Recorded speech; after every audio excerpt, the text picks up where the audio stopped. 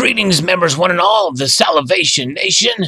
A horde of 16,000 Morgan silver dollars are going to be graded and marketed from the Treasury stockpile stored in New York City Bank since 1964. Quite exciting.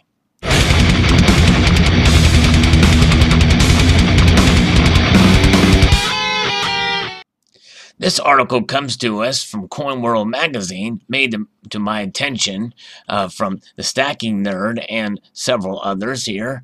Quite interesting indeed. This is from Paul Jilks. And a hoard of 16,000 Morgan dollars stored in canvas bags in a New York City bank vault since their purchase in 1964 from the Treasury Department stockpile will be placed on the market after all are graded and slabbed by Numismatic Guarantee Corp., also known as NGC. And here's a picture of them. Look beautiful uncirculated Morgan dollars, 16,000 of them. Jeff Garrett, founder and president of Mid-American Rare Coin Galleries in Lexington, Kentucky, will be offering the coins in the hoard. He is also a past president of the ANA. He values the hoard of dollars at between $1 million and $1.5 million. Garrett said the estimated value of the hoard will be determined by the certified grade each coin receives. Garrett is working on a commission on behalf of heirs who more than a decade ago inherited the silver dollars from their parents. Garrett said the son and daughter of the man who originally purchased the coins more than 50 years ago no longer wanted to continue paying the $800 annual rental fee for the roughly 3 foot by 3 foot by 4 foot safe deposit box that houses the silver dollars. Very interesting. So there's a harkens to the Texas Bullion Depository, where if you had, a certain amount, you're going to pay hundreds of dollars in storage fees. Garrett said the heirs do not want to be identified, but just want to dispose of the hoard. Garrett said the heir's father worked in the financial district in Lower Manhattan, and the coins were stored in a bank vault on Wall Street. The coins in the hoard were contained in 16 canvas bags of 1,000 coins each, with each bag comprising of coins of a specific date and mint production facility.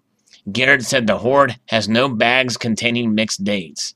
The bags were wire sealed with string and lead clamps, and also bore tags from Brooklyn dealer Edwards Associate, a numismatic firm specializing in silver dollars. The family purchased them from this broker when the Treasury distributed the bags in 1964, Garrett said. That's when the box was opened at the bank. The coins have been there since. Some of the bags were imprinted with the designation for U.S. Mint and Treasury Department, and others with the designation of the Federal Reserve Bank of San Francisco. The coins were struck at the Philadelphia, San Francisco, and New Orleans mints. None of the coins are from the Carson City Mint. Oh, that's a bummer, isn't it? Once graded, the hoards will affect the NGC certified populations for the dates and mint marks represented in the bags. The hoard consists of 1878S, 1880S, 1881S. I'll stop there because those two dates, 80S and 81S, from San Francisco, are amazingly well-struck pieces, and you find many of those that border on a proof-like condition and sharpness of detail. I've got some of those I might have to show in a future video. 1883, 84, those are from the Philadelphia Mint. If they don't have a mint mark, that means they're from Philadelphia. 1884-0, New Orleans. 85, 86, 87, 88, and 89 Morgan dollars. Garrett said several hundred of the coins exhibit toning from their storage in the canvas bags. Coin handling. Garrett said he, his son Ben, and Mark Salzberg, chairman of the Certified Collectibles Group, NGC's parent company, spent May 28th and 29th as part of the May 30th handling of each of the 16,000 coins. The bags are removed carefully from the safe deposit box to minimize creation of more marks than they may originally have. So these were all stored in canvas bags, and though they are uncirculated, hence the term bag mark from being banged around inside of these large canvas bags, because there's quite a few, coins in these bags, and they bang around a lot, causing those dents known as bag marks. The remaining, with the best pieces set aside, placed in 2-inch by 2-inch coin flips, the remaining coins were individually placed into coin tubes to be shipped by Brinks from the New York Bank to Florida for grading and encapsulation at NGC's facility in Sarasota. The 16,000 silver dollars stored at the Wall Street Bank vault were among more than 200 million Morgan dollars sitting in the Treasury vaults when the government decided in the early 60s to allow an exchange of other currency for silver dollars at face value. Interesting parties would line up to acquire up to 50,000 silver dollars from the Treasury Department's main building in Washington, D.C., where the coins were stored in vaults. Some enterprising individuals made some early money by selling their places in line of those waiting to purchase the coins. Treasury Secretary Douglas Dillon halted the exchange on March 26, 1964, leaving some 2.9 million silver dollars, mostly Carson City pieces, in 1,000 coin bags remaining at the bottom of the vaults. The silver dollars were auctioned in a series of 5 sales starting in October 1972 after Congress in 1970 authorized their sale by the General Services Administration.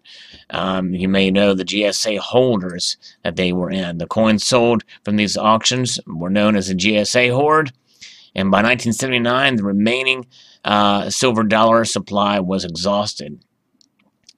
There were millions of coins. The stockpile dollars traces its genesis from the stockpile to the Bland-Allison Act of 1878, which authorized the 4 mint production facilities to begin striking the millions of dollar coins using silver from the Comstock lode. After 15 years, American people's preference for the convenience of carrying paper currency was obvious, but Morgan dollars were minted through 1904, when the supply of silver from the Comstock lode was depleted. To replenish the government's silver supply bullion, I was holding a silver coin in my hand while I said that, and it dropped. I apologize. The Congress legislated melting the silver dollars under the Pittman Act of 1918 in order to replenish the government's silver supply. More than 270 million silver dollars were melted under that legislation, an amount totaling nearly half of the combined production from 1878 through 1904. The silver dollars melted under the Pittman Act significantly reduced the surviving populations of coins dated 1900 through 1904. However, the Pittman Act required the government to purchase more silver on the open market to replace the coins melted, resulting in a resumption of silver dollar production in 1921, first with the Morgan designs and then the piece dollar designs. Between 1958 and 1960, nearly 58 million silver dollars stored in government vaults were released. In 1963 alone, 31 million silver dollars were released, and another 25 million in just the first 3 months of 1964 before the distribution was ended. Quite interesting indeed. An amazing find, and I bet you that NGC will probably mark these coins accordingly by what this hoard is my guess. And here we see Jeff Garrett going through each of the coins. There's an example of a very nice specimen of an 1889 Morgan dollar from the Philadelphia Mint. There's a nice toned example.